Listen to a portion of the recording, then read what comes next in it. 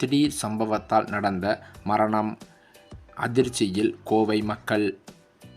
உடனே கிளம்பிய தமிழக வெற்றிக் கழகத் தலைவர் விஜய்.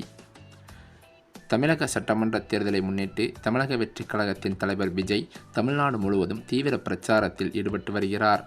2024 பிப்ரவரியில் கட்சியை தொடங்கிய விஜய் 2026 சட்டமன்ற தேர்தலில் தனித்து போட்டியிடும் முடிவுடன் அவர் களமிறங்கியிருப்பதும் குறிப்பிடத்தக்கது. அந்த வகையில் இன்று விஜய் திருப்பூரில் ரோடு ஷோ மற்றும் பரப்புரை செய்கிறார் என்றும் சொல்லப்பட்டது.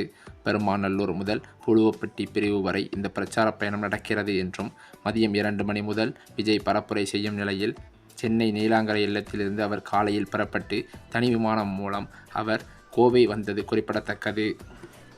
தமிழ்நாட்டின் சட்டப்பேரவை தேர்தலுக்கு இன்னும் 9 நாட்கள் மட்டுமே மீதமுள்ள நிலையில் நாளுக்கு நாள் தேர்தல் சம்பந்தமான ஃபீவரானது அதிகரித்து கொண்டே வருகிறது.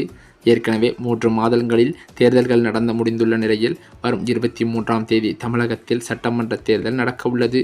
இதனையடுத்து அரசியல் கட்சி தலைவர்கள் தங்களது பரப்புரைகளை தீவிரப்படுத்தி வருவதும் குறிப்பிடத்தக்கது.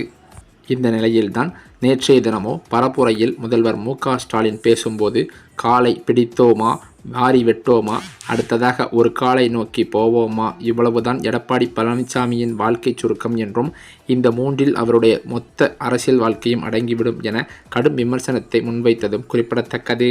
மேலும் அது மட்டுமில்லாமல் இந்த தேர்தல் ஃபீவரை அதிகப்படுத்தும் வகையில் தற்போது கருத்து கணிப்பு முடிவுகளும் பல்வேறு விதங்களாக வெளியேறி வருவதும் குறிப்பிடத்தக்கது. தமிழக வெற்றிக் கழகத்தின் தலைவரும் நடிகருமான விஜயின் மனைவி சங்கீதா வரும் ஏப்ரல் 20ஆம் தேதி செய்தியாளர்களை சந்திக்கப் போவதாக பரவிய தகவல்கள் முற்றிலும் வதந்தி என அவரது தரப்பிலிருந்து தற்போது விளக்கம் அளிக்கப்பட்டுள்ளதாக சொல்லப்படுகிறது. நடிகர் விஜய் மற்றும் சங்கீதா இடையே விவாகரத்து தொடர்பான மனு செங்கல்பட்டு குடும்ப நீதிமன்றத்தில் நிலுவையில் இருக்கும் நிலையில் ஏப்ரல் 20ஆம் தேதி நடிகர் விஜய் நேரில் ஆஜராக வேண்டும் என நீதிமன்றம் ஏற்கனவே உத்தரவிட்டுள்ளது.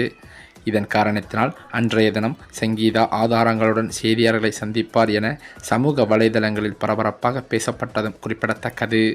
ஆனால் விஜய் தரப்பில் நடத்தப்பட்ட சமரச பேச்சுவார்த்தையை தொடர்ந்து அவர் இந்த முடிவை மாற்றிக்கொண்டதாகவும் கூறப்படும் நிலையில் தற்போது வரை அத்தகைய செய்தியாளர் சந்திப்பு எதுவும் திட்டமிடப்படவில்லை என திட்டவட்டமாக தெரிவிக்கப்பட்டுள்ளதாக சொல்லப்படுகிறது.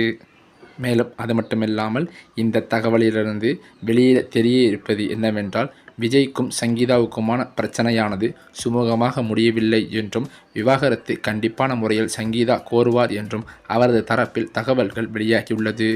அது மட்டுமில்லாமல் சங்கீதா விஜய் இடையேயான விவாகரத்து பிரச்சனையானது புதாகரமாக வெடிப்பதற்கு இன்னும் அதிக நாட்களில் இல்லை என்றும் அவரது தரப்பில் தெரியப்படுத்தப்பட்டுள்ளது.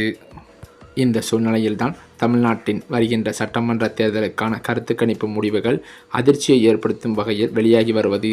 தமிழக சட்டமன்ற தேர்தல் களம் இறுதிக்கட்டத்தை எட்டியுள்ள நிலையில் தமிழக வெற்றிக் கழகத்தின் வேட்பாளர் ஒருவர் அதிமுக பொதுச் செயலரான எடப்பாடி பழனிசாமியிடம் விலை போய்விட்டதாக எழுந்துள்ள புகார் அரசியல் வட்டாரத்தில் பெரும் அதிர்வலைகளை ஏற்படுத்தியிருக்கிறது.